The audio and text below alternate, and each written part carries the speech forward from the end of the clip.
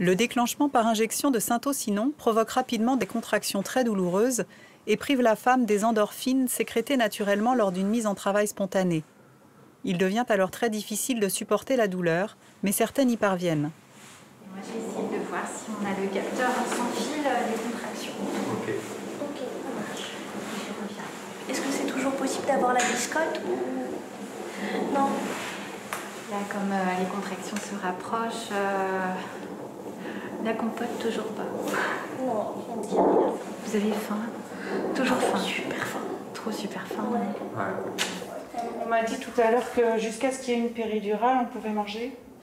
Alors, manger, oui, mais de la manger des solides comme une biscotte ou du beurre, dans le cadre d'un déclenchement, en fait, c'est pour ça. Sinon, après, les anesthésistes, si on doit intervenir pour une anesthésie, par exemple, générale, eh ben, ça les embête beaucoup. Mais est-ce que le fait que la maman ait très faim, c'est pas plus embêtant que... C'est pour ça qu'on donne des jus de pommes et des choses comme ça. Ok. Je vais peut-être un peu me lever. Ouais, allez-y. Dur d'entreprendre un tel voyage le ventre vide.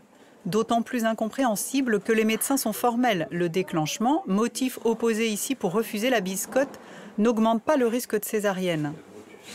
Dans une position plutôt debout. Oui, c'est ça, en général, c'est ce qui m'a... En tout cas, c'est ce qui m'avait aidé. Ouais. D'accord. Ouais. Surtout, je me concentre sur ma respiration et je m'accroche à quelque chose et je souffle bien. Ok. De toute façon, je vais vous observer et puis après, je vérifie ce que je fais à mardi. Voilà. Merci beaucoup. J'ai envie d'un double cheese. J'ai trop envie de ça. Je pense qu'à ça depuis hier soir. Avec du steak et du fromage. Après. Autant dire que le double cheese n'est pas au programme. Faudrait voir à pas fâcher les anesthésistes.